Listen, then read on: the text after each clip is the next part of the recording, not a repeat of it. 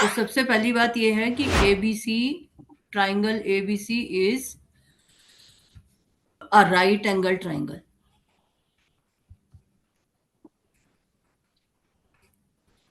Right angle triangle, ठीक है। पहली बात तो ये लेनी पड़ेगी हमें पाइथागोरस थ्योरम के लिए। उसके बाद गौरव बोलो। हाँ, उसके बाद ये ए बी होता है, वो उसको बोलते हैं हाइट। इसको बोलते हैं हाइट, ठीक है चलो। वो बी सी होता है, उसको बोलते हैं बेस। इसको बोलते हैं बेस। और ए सी को बोलते हैं हाइपोटेन्यूज। AC को बोलते हैं हाइपोटेन्यूज। तो इसका फॉर्मूला होता है ए सी स्क्वायर। इसका फॉर्मूला होता है मतलब इसको हाँ निकालने के लिए A C square is equal to हाँ A B square plus B हाँ। C square. हम्म हाँ रोहन, तुम्हें समझ में आया क्या यस बोला सर। इसने? क्या बोला? एक सेकंड, क्या था? हाँ, इसी स्क्वायर स्क्वायर निकाला था ना। एसी एसी स्क्वायर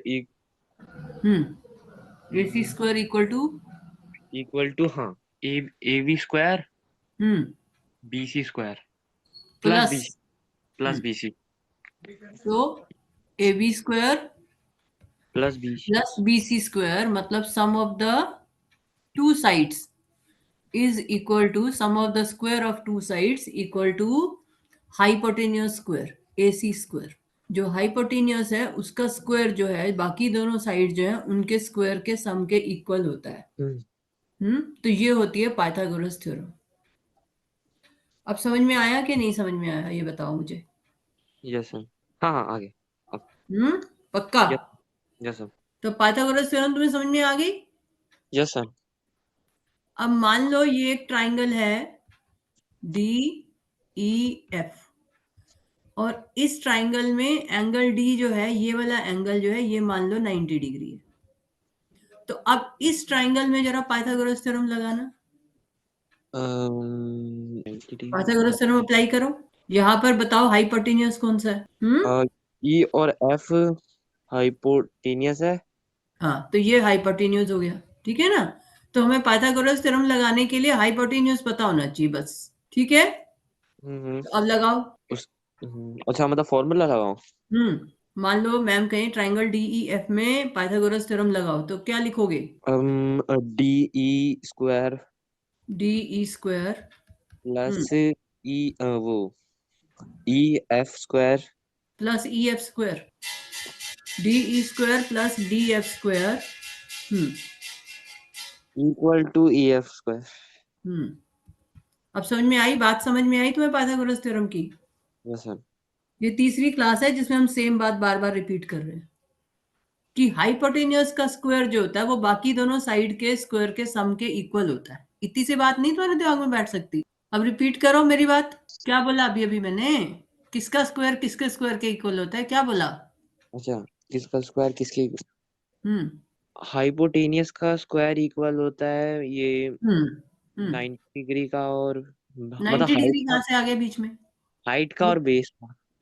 हाइट और बेस के स्क्वायर के बाकी दोनों साइड के स्क्वायर के सम के। Hypotenuse square equal to sum of the square of other two sides. क्या बोलेंगे?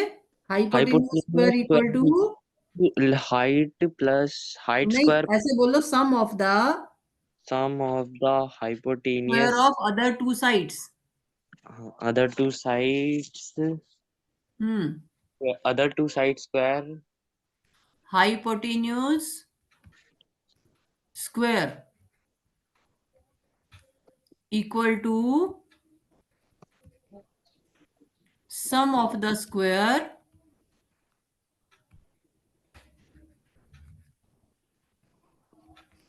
Of other two sides. समझ आई बात? ये सब जगह चाहिए होगा, सिर्फ मैथ्स में नहीं चाहिए होता, फिजिक्स में भी चाहिए होगा। फिजिक्स आएगी ना आगे, अभी भी चल रही होगी तुम लोग की थोड़ी बहुत, 9th में भी होगी फिजिक्स, तो वहां भी आएगा। तो ये बेसिक चीजें हैं मैथ्स की जिसके बिना मैथ्स पॉसिबल ही नहीं है, ठीक है। अच्छा, अब बताओ कौन सी डिफिकल्टी है तुम्हारी। गौरव तुम बताओ तुम्हारी कौन सी डिफिकल्टी है। इसमें नहीं, इसमें नहीं। एक्सरसाइज 11.4 में। हाँ, ये 11.4 का 7 7। अच्छा, और ये 6th वाला। 6th और 7th। चलो क्वेश्चन नंबर 7 देखते हैं। The sides of a rectangle are in the ratio 4:5। ये मेरे इफ को द मतलब हाँ इसको x मान के मैंने भी करा था। हाँ, आंसर नहीं आ रहा। नहीं, सेम नहीं आ रहा ना। अच्छा, चेक कर लेते हैं। The sides of a rectangle are in the ratio 4:5। यही है ना क्वेश्चन। हाँ, ओहो, अच्छा, the sides are in the sides are in the ratio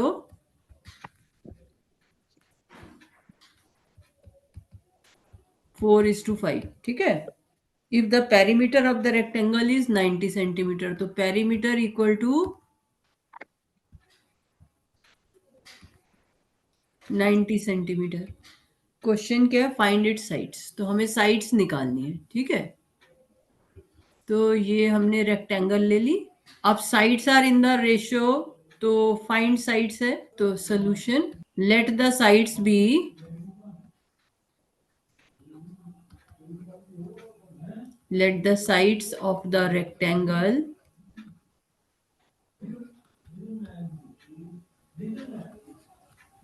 be, हाँ क्या ली साइड्स, x। रोहन क्या लोगे साइड्स अगर रेशियो 4:5 है तो। वो x लेंगे 4x या 4x 5x। 4x, 5x। ठीक है, यही लिया था गौरव। Yes ma'am. तो ये 4x हो गया, ये 5x हो गया।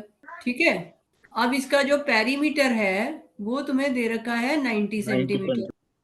तो पेरीमीटर ऑफ द रेक्टेंगल क्या होता है 2 into l वो plus तुम्हें b। पता है। पेरीमीटर ऑफ द रेक्टेंगल क्या होता है।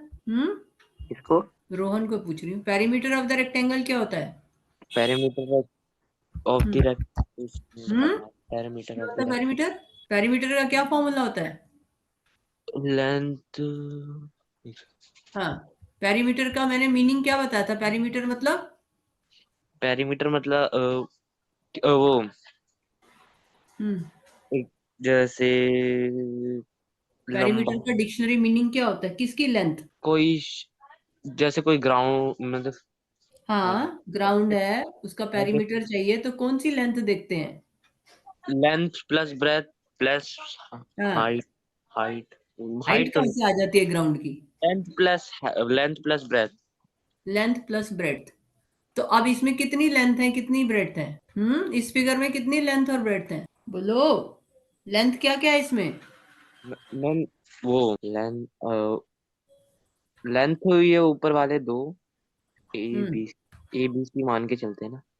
हाँ ए वो ऊपर वाले जो टॉप के हैं ए और सी को एल मान हम्म के चले एल और नीचे का एक एल।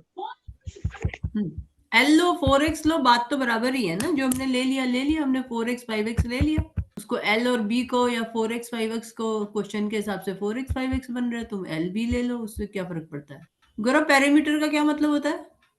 हाँ, ये जैसे रेक्टेंगल की पूरी बाउंड्री होती है उसको। हाँ, पेरीमीटर कहते हैं। तो पेरीमीटर का कोई भी फिगर हो, उसके पेरीमीटर का मतलब होता है लेंथ ऑफ द बाउंड्री। हमेशा याद रखो, कोई भी फिगर हो, perimeter means length of the boundary. ये हमेशा याद रखोगे अपने दिमाग में। कहीं के भी पेरीमीटर की बात हो रही है, उसकी बाउंड्री की लेंथ। तो अब इसमें बाउंड्री कहाँ पे है। 4x, एक ये बाउंड्री है, एक ये बाउंड्री है, एक ये है और एक ये चार से मिलके बना है ना रेक्टेंगल। तो अब इसकी टोटल लेंथ कितनी हो गई, रेक्टेंगल की बाउंड्री कितनी हुई। पेरीमीटर किसके इक्वल होता है, फॉर्मूला क्या होता है पेरीमीटर का, अच्छा ऐसे बताओ। 2 into l plus b। 2 into l plus b, है ना। हम्म, रोहन तुम्हें पता है 2 into l plus b formula होता है। Yes ma'am yes ma'am. ये देखो, ये लेंथ है, ये लेंथ है, ये दो बार आ रही है l+l। 5 से मल्टीप्लाई कर देंगे ना 5 को। और इसी तरह से ये b है, ये b है, ये भी दो बार आ रहा है। तो 2l + 2b length of the boundary हो गई ना। लेंथ ऑफ द बाउंड्री निकालेंगे तो क्या आएगा, L plus B plus L plus B, तो क्या हो गया 2L प्लस 2B। तो ये लेंथ ऑफ द बाउंड्री हो गई। तो यही फॉर्मूला होता है 2 टाइम्स L प्लस बी।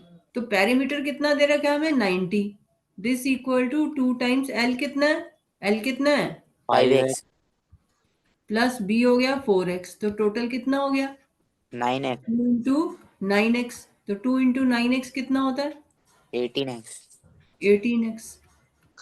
तो हमारे पास क्या आ गया 18x इक्वल टू किसके है, 18x इक्वल टू 9, नहीं 9 तो 18x किसके इक्वल है 19 90। तो x इक्वल टू क्या आएगा, x equal to 19 divide by 18। तो सिंप्लीफाई करो कितना आ रहा है 5 5 5। तो x इक्वल टू 5 आ गया। तो लेंथ जो है वो किसके इक्वल हुई, x इक्वल टू 5 सेंटीमीटर हो गया ना, क्योंकि 90 सेंटीमीटर दे रखा है ये।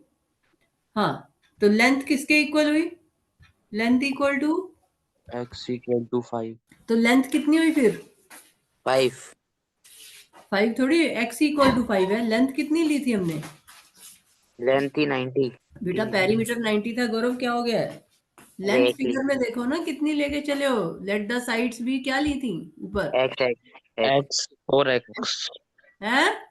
4x और 5x ली थी ना। हाँ, तो लेंथ कौन सी है, लेंथ जो 5 5 5x है, तो कितना हाँ हुआ ये, x 5 सेंटीमीटर है तो 5x कितना हुआ, 25 तो 25 सेंटीमीटर हुई लेंथ ना।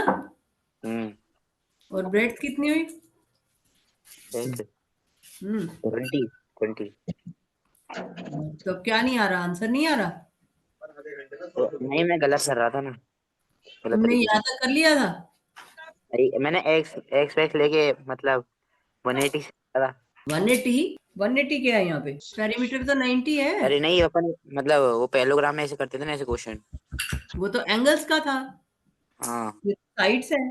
ठीक है, अब समझ आ गया ये क्वेश्चन। इसमें रोहन तुमने कॉपी कर लिया, हाँ जस्ट मैंने फोन कर लिया रहता कॉपी। तो मैं स्क्रॉल करूं, नहीं कर लिया कॉपी तो मैंने पहले ही। तो लेंथ ब्रेड्थ लिख लिया आंसर। हाँ लिख लिया लिख लिया। तो ये क्वेश्चन नंबर 7 था। और कौन सा कह रहे थे गौरव, क्वेश्चन नंबर से 6th 6। क्वेश्चन नंबर 6 में ABCD is a square as shown, find x equal to 130 degree. तो इसमें हमें x निकालना है, फिगर दे रखी है बुक में, मैं ड्रॉ करती हूँ, तुम लोग भी अपनी कॉपी में ड्रॉ कर लो। तो ये यहाँ पर हमें दे रखा है ABCD इज अ स्क्वायर, ये यहाँ दे रखा है, जो बुक में जैसा दे रखा है वैसा लोगे, ABC ये D, ABCD is a square, DB को ज्वाइन किया हुआ है,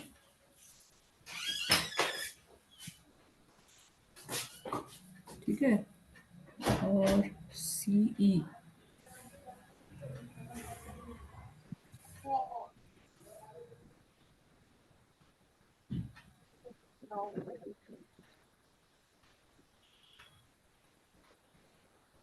CE, और ये दे रखा है दिस एंगल इज 85 डिग्री, ठीक है। अब हमें यहाँ पर ये एंगल x निकालना है, यही मैम क्वेश्चन है। हाँ, हाँ मैम मतलब ये डायगोनल है ये मतलब x की साइड मतलब ये 90 होएगा ना ये भी DB डायगोनल है, हाँ CE नहीं है, एक डायगोनल दे रखा है, एक ऐसे ही ज्वाइन कर रखा है साइड से। अच्छा हम्म तो ये 85 डिग्री है, तुमको ये एंगल निकालना है, और ये हमें दे रखा है दिस इज O, ठीक है। तो अब तुम्हें इसको कैसे देखना है, तुम्हें इसको देखना है ट्राइंगल OEB, इस ट्राइंगल को देखना है, इस वाली ट्राइंगल को। अब इस ट्राइंगल में ये जो बाहर x है, ये इसका क्या है ट्राइंगल का, अगर मान लो ये मेरे पास ये ऐसे एक ट्राइंगल है, ठीक है, ये ट्राइंगल है। अब इसमें मैं ये साइड को एक्सटेंड कर देती हूँ, ऐसे करके ये साइड मैंने इसकी बढ़ा दी, और ये मेरे पास ट्राइंगल है OEB, ये ट्राइंगल है। इस ट्राइंगल में अब ये जो बाहर एंगल होता है, जो साइड एक्सटेंड करके साइड से बनता है, इस एंगल का कुछ नाम होता है? Exterior angle. Exterior angle. Exterior angle, ठीक है ना। एक्सटीरियर एंगल मैंने पहले भी तुम्हें समझा रखा है कि एक्सटीरियर एंगल क्या होता है, जिसको हम लाइन को एक्सटेंड करते हैं, साइड को एक्सटेंड करते हैं, और वो जो फिगर की जो साइड है उसके साथ जो एंगल बनाता है उसको हम बोल देते हैं एक्सटीरियर एंगल। टेढ़ा नहीं होना चाहिए। ये जो एंगल होता है इसको हम बोलते हैं एक्सटीरियर एंगल। मतलब बेटा ये कंटिन्यूअस लाइन है, ठीक है। तो ये हो गया एक्सटीरियर एंगल। तो एक्सटीरियर एंगल से रिलेटेड क्या रिजल्ट होता है? एक्सटीरियर एंगल, ये पूरा मतलब ई पूरा 180 होता है क्या? नहीं, पूरा 180 तो यहाँ तक आएगा ना। इस हाँ। वो तो यहाँ तक आएगा ना, पूरा 180 तो नीचे तक आएगा। अब जब ये एक्सटीरियर एंगल है तो इससे exterior angle of a triangle क्या रिजल्ट होता है? रोहन तुम्हें पता है exterior angle of a triangle? Exterior angle जब ट्रायंगल, एक सेकंड, एक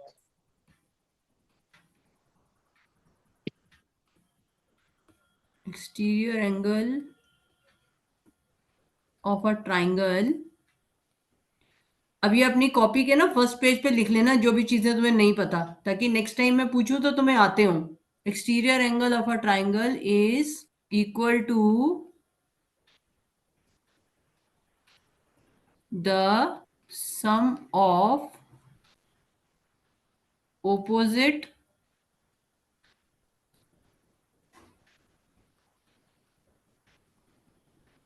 इंटीरियर एंगल्स।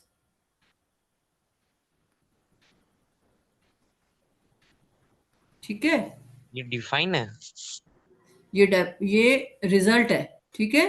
तो जो ये एक्सटीरियर एंगल है, ये इसके ऑपोजिट इंटीरियर एंगल कौन से हुए? इसके ऑपोजिट कौन से एंगल है? एक्स के ऑपोजिट कौन से एंगल है? एक्स के अपोजिट ओ।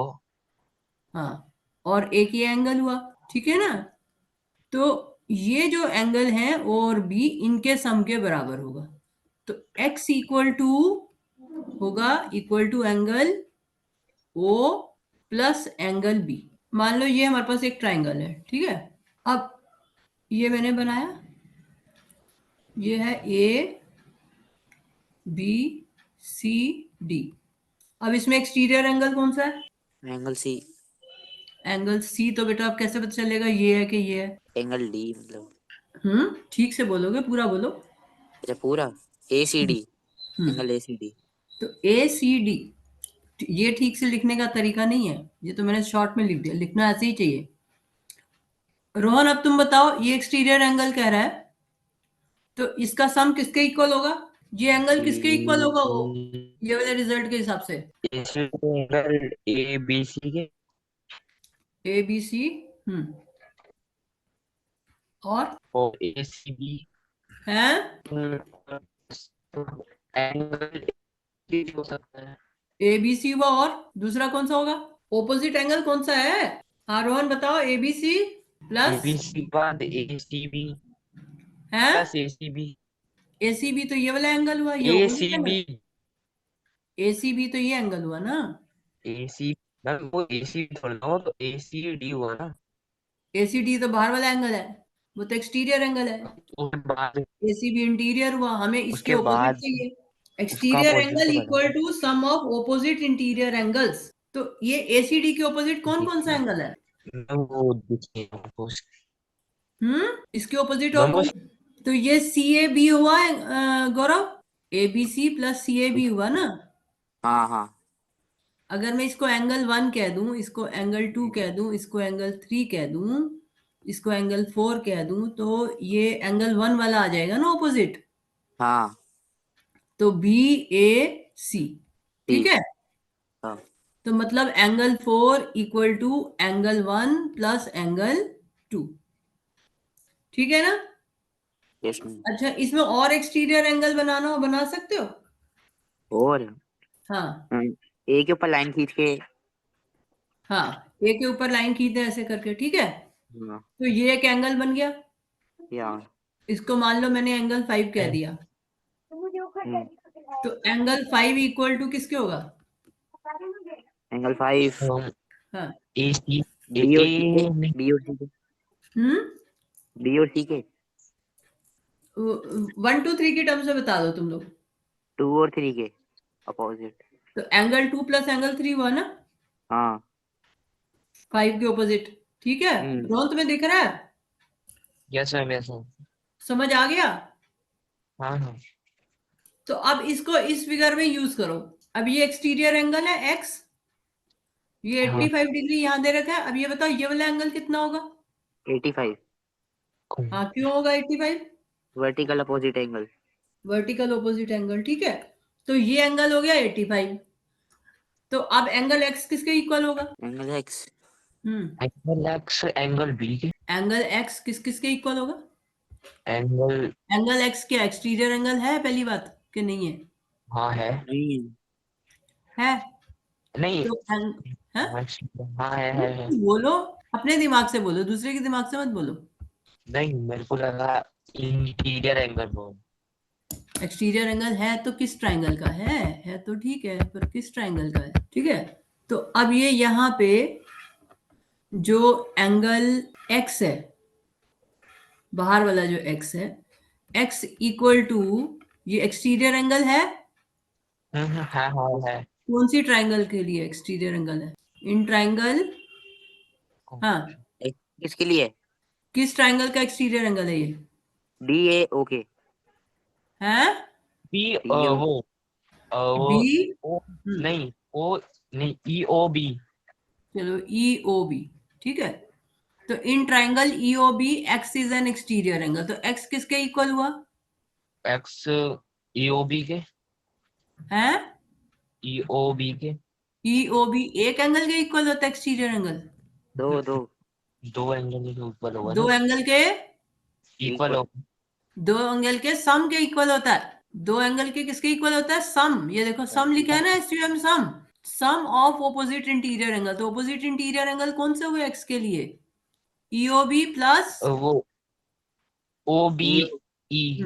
ओ बी ई। ठीक है ना, तो जो ऑपोजिट इंटीरियर एंगल्स हैं उनके सम के इक्वल होता है एक्सटीरियर एंगल। ये रिजल्ट नोट कर लिया तुमने अपनी कॉपी में? नहीं तो x इक्वल टू, अब ई ओ बी किसके इक्वल है? ई ओ बी, ये वाला angle, angle E O B equal to किसके है? ओ angle E O B O वो ओ बी ई। हाँ, ओ बी ई तो यहाँ पे है ना, एंगल ई ओ बी, इसकी इसकी वैल्यू कितनी है? 85 ना 85 degree 8। Plus angle O B E. ठीक है, हाँ क्या रीजन लिखोगे? Angle D O C is equal to, angle D O C equal to angle, Rohan बोलो, डी ओ सी किसके इक्वल होता है? D O C. D O C equal to D O C equal to E O B. E O B के, है ना? और ये कौन से एंगल कहलाते हैं? ये वो अरे ये multiply vertically opposite angle, vertically opposite angle. ठीक है, वर्टिकली ऑपोजिट एंगल्स। ठीक है, समझ आ गया? अभी मैं ये फिगर मिटा रही हूँ, तुम लोग ने कॉपी कर लिया है ना ये सब? अब ये बताओ कि स्क्वायर में ये जो एंगल होता है ये कितना होता है टोटल एंगल? 90 डिग्री। और जो स्क्वायर के डायगोनल होते हैं वो इस वर्टिकल एंगल को क्या करते हैं? वर्टेक्स वाले एंगल को काट मतलब 45 बाइसेक्ट करते हैं। हाँ मैंने भाई बताया था ना, इस हाँ एंगल को बाइसेक्ट करते हैं। तो ये 90 डिग्री होता है और डायगोनल इसको दो इक्वल पार्ट में डिवाइड कर देता है। तो ये एंगल कितने हुए दोनों? 45 45 ईच हो गए, तभी 90 बनेगा ना, दोनों हाँ इक्वल होते हैं क्योंकि ये। तो ये एंगल जो है ये कितना हुआ? 45 डिग्री। ठीक है, समझ में आ गई? यस मैम रोहन तुम्हें समझ में आ गया? Angle O B E equal to 45 degree. ठीक है, ये जो एंगल है ये कितना होता है? 45 डिग्री होता है। ये दोनों एंगल जो है, टोटल एंगल 90 डिग्री होता है, डायगोनल इसको आधा आधा कर देता है। तो यहाँ पे angle O B equal to 45 degree because diagonal bisect the, दिखाया था ना मैंने उस दिन, each other bisect each other तो करते हैं, डायगोनल बाइसेक्ट द, इक्वल काटते हैं दूसरे को। इक्वल तो काटते हैं, एंगल को, एंगल को इक्वल काटते हैं इक्वल लेंथ पे काटते हैं। Diagonal bisect the interior angle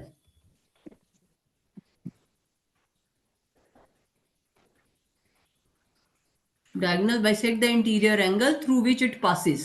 जैसे ये डीबी डायगोनल है, यहां से पास हो रहा है ना, तो diagonal bisect the interior angle through which it passes. ऐसे ये एंगल और ये एंगल कितना होगा, ये भी 45 कितना होगा ये 45 हाँ, तो diagonal bisect the interior angle through which it passes.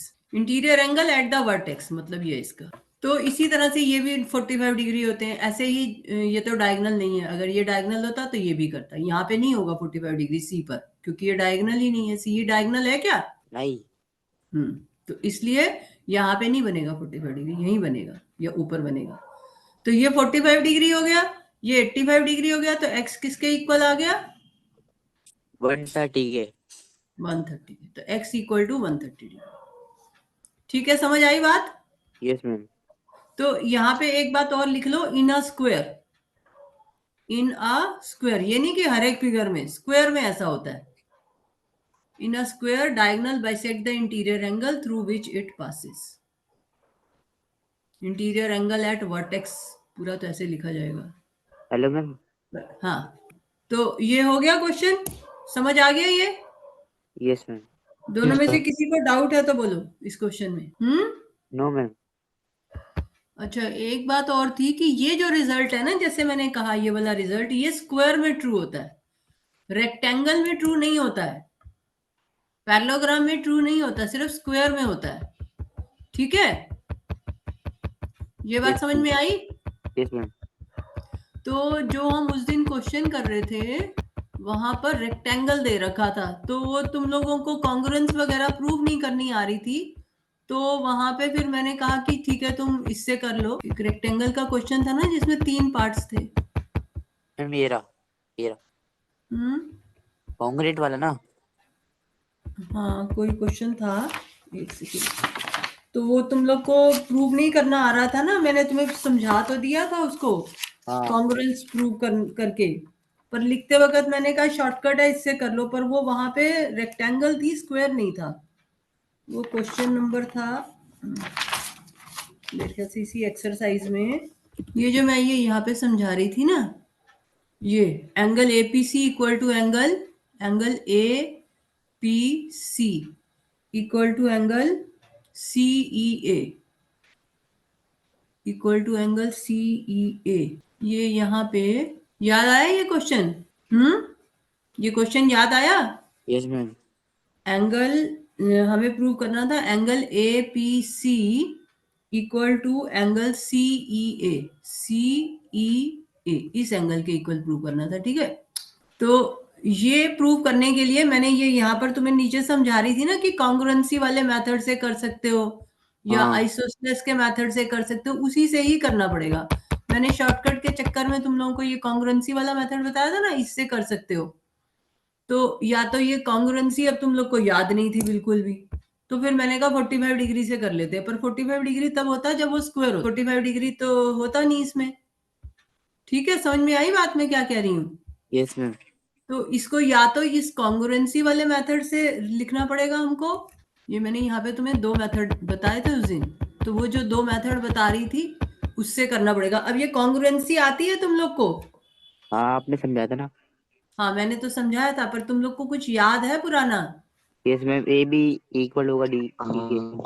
अगर ए बी डी ई के इक्वल है, ए सी जो है वो डी एफ के इक्वल है, और बी सी जो है वो ई एफ के इक्वल है, तो दोनों ट्राइंगल्स कॉन्ग्रुएंट होती हैं, है ना? हाँ। तो जब ट्राइंगल्स कॉन्ग्रुएंट होती है तो उनके कॉरस्पॉन्डिंग एंगल्स इक्वल होते हैं। तो ये triangle ABC is congruent to triangle DEF if, अब पता नहीं मुझे तुम्हें कितना कॉन्ग्रुएंसी पढ़ाया, बट इतना मिनिमम तो पढ़ाया ही होगा कि अगर कॉरस्पॉन्डिंग साइड्स इक्वल हैं तो ट्राइंगल्स कॉन्ग्रुएंट होती है। ठीक है ना, कॉन्ग्रुएंसी समझ आ गई थी? कॉन्ग्रुएंसी मतलब एग्जैक्टली एक दूसरे के ऊपर ओवरलैप करना, वो होता है कॉन्ग्रुएंसी। तो इसको हम कॉन्ग्रुएंसी वाले मेथड से कर सकते हैं।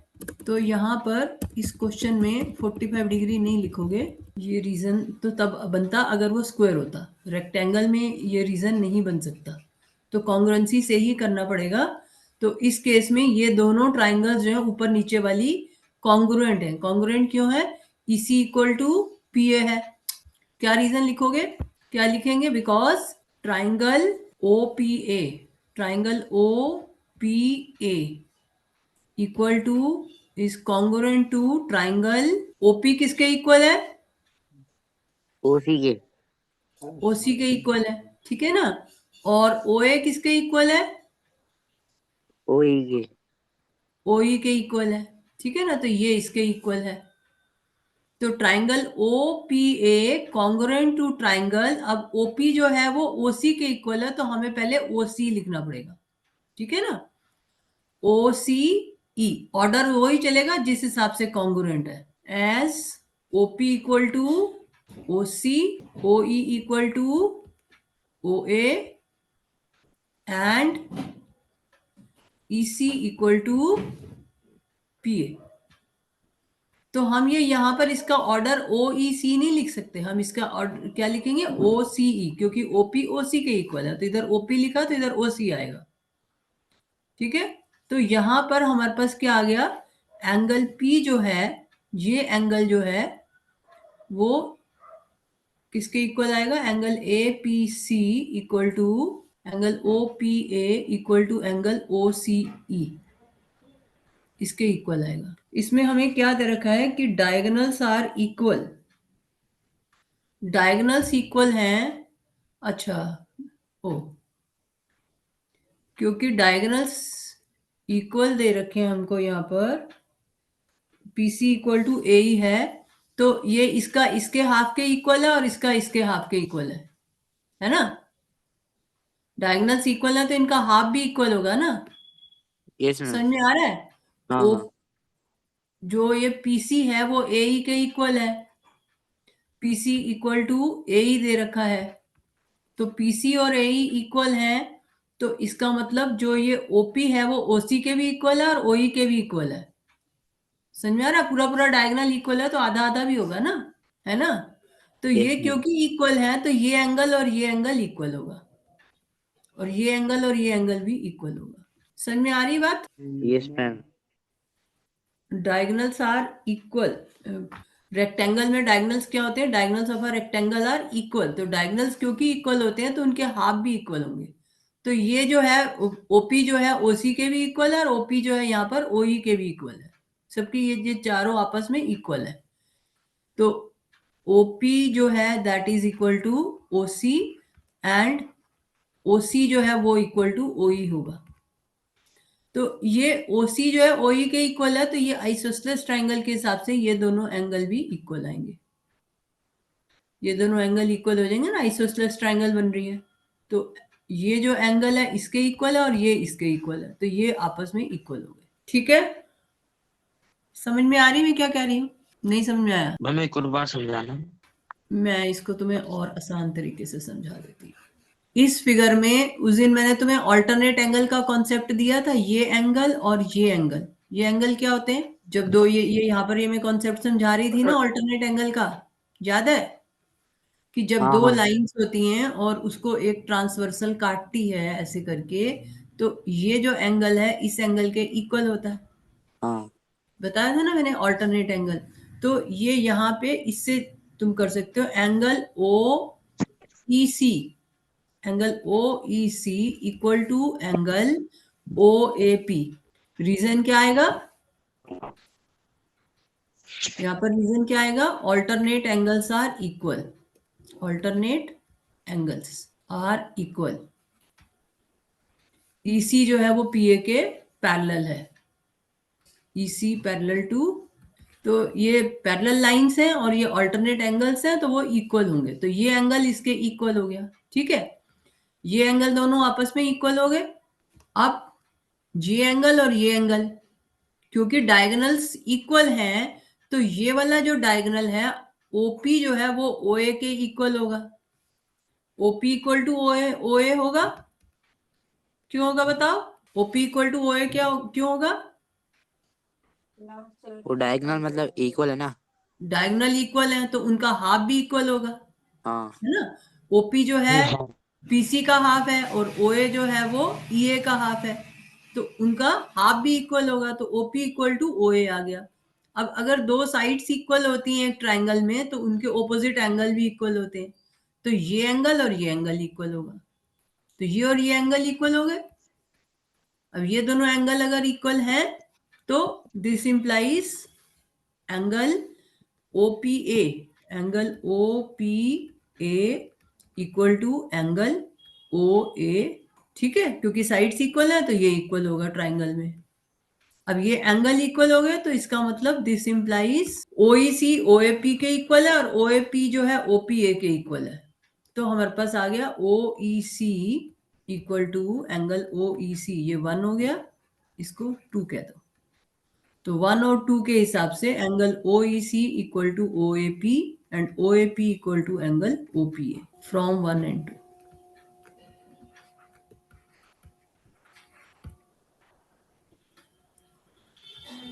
ठीक है, देखो इसको ऐसे समझ सकते हो। ये तुम्हारा एंगल 1 है मान लो। अभी मैं ये इसलिए हटा रही हूँ ताकि तुम्हें मतलब की चीज दिखाई दे, ठीक है। ये देखो, ये एंगल मान लो 1 है, ये एंगल मान लो 2 है और ये मान लो 3 है। तो यहाँ पर मैं तुम्हें रफ में लिख के दिखाती हूँ तो तुम्हें जल्दी समझ में आएगी बात। देखो एंगल 1 जो है, ये एंगल 1 है, तो एंगल 1 जो है that is equal to angle 2। क्यों इक्वल है 1 और 2? कौन से एंगल है ये? 1 इक्वल टू 2 क्यों होगा? 1 इक्वल टू 2 क्योंकि वो अपोजिट एंगल है दोनों एक दूसरे। ऑल्टरनेट एंगल्स हैं। नहीं, क्योंकि वो हाँ ऑल्टरनेट, हाँ हाँ, हाँ ऑल्टरनेट है। ऑल्टरनेट एंगल्स है ना। तो जब ऑल्टरनेट एंगल होंगे तो इक्वल होंगे, and angle 2 equal to angle 3 होगा। क्यों होगा बताओ? क्योंकि एंगल 2 और एंगल 3 वो भी इक्वल क्यों होंगे? ऑल्टरनेट एंगल, हम्म वो भी 2 और 3 ऑल्टरनेट एंगल है। ऑल्टरनेट एंगल की तो बात तब होती है जब पैरेलल लाइंस होती हैं। जब दो पैरेलल लाइंस हैं और उसको एक ट्रांसवर्सल कॉर्ड काट रही है तो ये और ये इक्वल हो गए, ये हो गए ऑल्टरनेट एंगल 1 और 2। और 2 और 3 क्यों इक्वल होंगे इस ट्राइंगल में?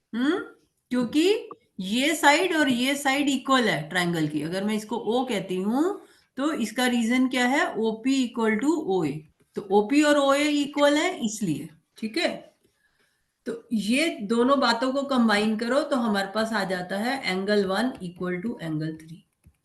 अब ये बात तुम्हें याद रखनी है कि जो रेक्टेंगल है उसमें डायगोनल्स इक्वल होते हैं और जो डायगोनल्स के हाफ हैं वो भी इक्वल होते हैं। Half of the diagonals are also equal. तो रेक्टेंगल में तुम्हें पता है डायगोनल बाइसेक्ट करते हैं एक दूसरे को, तो ओपी जो है वो ओसी के भी इक्वल है और ओपी जो है वो ओए के भी इक्वल। ठीक है, समझ में आ रही है बात? Yes ma'am. In a rectangle diagonal bisect each other, वो तो था ही था, वो तो पैरेललोग्राम में भी था, है ना। लेकिन यहाँ पर एडिशनल क्या हो गया कि पूरे पूरे डायगोनल्स एक दूसरे के इक्वल है। क्योंकि डायगोनल्स इक्वल हैं तो इसलिए ये जो ट्राइंगल, ये छोटी ट्राइंगल और ये जो ट्राइंगल बन रही है ये आपस में कॉन्ग्रुएंट हो जाए। मतलब जो मैंने शेड कर रखी है ये आपस में कॉन्ग्रुएंट है। अगर हम फोल्ड करेंगे यहाँ से तो इसके ऊपर ओवरलैप करेगी। इसी तरह से जो ये ब्लैंक ट्राइंगल है और जो नीचे ब्लैंक ट्राइंगल है आपस में कॉन्ग्रुएंट है, उसी वजह से ये एंगल इक्वल है। एक्चुअली तुम्हारे लेवल पे इतना डिफिकल्ट क्वेश्चन नहीं होना चाहिए था, अब उन्होंने डाल दिया तो पता नहीं मुझे या तो पहले पढ़ा रखी होंगी ये चीजें, नहीं पढ़ा रखी तो मुश्किल है तुम्हारे लिए। अगर पहले पढ़ा हुआ है फिर तो ठीक है, मुझे नहीं पता पिछली क्लास में तुमने कितना क्या पढ़ा है। पर 45 डिग्री नहीं होगा, 45 डिग्री के लिए स्क्वायर होना जरूरी है, ठीक है ना। स्क्वायर के केस में तो डायगोनल जो है इस 90 डिग्री को हाफ ऑफ में कर देता है तो 45 डिग्री हो जाता है, लेकिन रेक्टेंगल में 45 डिग्री नहीं होता। ठीक है, समझ में आ गया रोहन? समझ में आया? Yes ma'am. स्क्वायर में डायगोनल जो है वर्टेक्स वाले एंगल को, जो वर्टिसेस वाला एंगल है उसको कितने में डिवाइड करता है स्क्वायर में? हाँ गौरव तुम रिपीट करो, क्या बताया मैंने? कि डायगोनल्स इक्वल होते हैं सब में, मतलब रेक्टेंगल में। रेक्टेंगल में, स्क्वायर में भी डायगोनल्स इक्वल होते हैं, हाँ।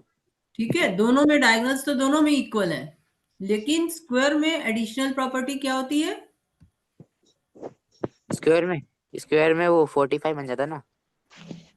हाँ, स्क्वायर में जो है वो 45 डिग्री बनता है। जैसे ये हमने लिया, ये डायगोनल है, ये स्क्वायर है, ठीक है। तब इस स्क्वायर में ये एंगल 45 डिग्री होगा और ये भी 45 डिग्री। समझ में आई रोहन? समझ में आई कोई बात? Yes ma'am. लेकिन रेक्टेंगल में Yes. ये 45 डिग्री होना जरूरी नहीं है। रेक्टेंगल में तभी 45 डिग्री होगा अगर साइड्स इक्वल है। तो रेक्टेंगल में ये और ये इक्वल नहीं होंगे, ठीक है। समझ में आई? रेक्टेंगल में तभी ये इक्वल हो सकते हैं अगर ये स्क्वायर बन जाए।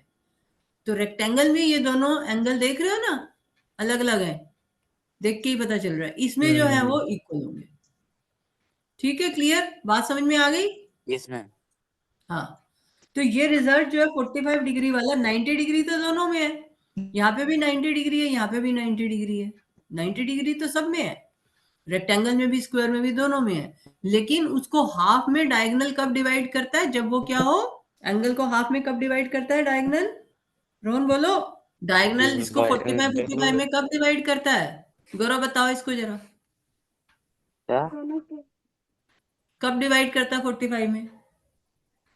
डायगोनल ऐसे interior angle through which it passes. हाँ, interior angle through which it passes, it divides into 45 degree each when it is a square. square. 45 degree कब होता है? किस फिगर में होता है ये 45 डिग्री? रेक्टेंगल में या स्क्वायर में? है स्क्वायर में। तो स्क्वायर में 45 डिग्री बनेगा, रेक्टेंगल में नहीं बनेगा, ठीक है। क्लियर? अच्छा, अब ऐसा करना 11.4। गौरव तुम्हारा कोई और डाउट है? No ma'am. रोहन तुम ऐसा करना, अब ये क्वेश्चन जो तुमने नहीं किए इनको ट्राई करना, ठीक है। ठीक है, और नेक्स्ट क्लास में मैं तुम्हारा टेस्ट लूंगी इसी के ऊपर कि स्क्वायर में क्या होता है, रेक्टेंगल में क्या होता है। सारी प्रॉपर्टीज याद करके बैठना चारों की। पैरेललोग्राम पढ़ा तुमने, उसके बाद तुमने रोम्बस पढ़ा था, पैरेललोग्राम, रोम्बस, और फिर रेक्टेंगल, स्क्वायर और स्क्वायर, यही पढ़ा है ना। तो ये चारों की प्रॉपर्टीज को याद करना बैठ करके। तुम्हें पता होना चाहिए कि रोम्बस में क्या होता है, पैरेललोग्राम में क्या होता है, या रोम्बस में क्या नहीं होता, पैरेललोग्राम में या रेक्टेंगल में क्या एक्स्ट्रा है रोम्बस से, स्क्वायर में क्या एक्स्ट्रा है रेक्टेंगल से, ठीक है। तो इन चारों को अच्छी तरह से, इनकी डेफिनेशन, इनकी प्रॉपर्टीज को याद करना बैठ करके। इनकी सारी प्रॉपर्टीज तुम्हें पता होनी चाहिए। रोहन तुम्हारा कोई डाउट है? आप क्या कह रहे हो? तुम ये 11.4 जो है, जो भी क्वेश्चन नहीं किए हैं अब, जो मैंने पढ़ाया उसके बेस पे ये क्वेश्चंस को तुम करना, ट्राई करना। अगर कोई रहता होगा तो तुम्हारा मैं फिर नेक्स्ट टाइम ले लूंगी, ठीक है बेटा? ठीक है। यस। ओके।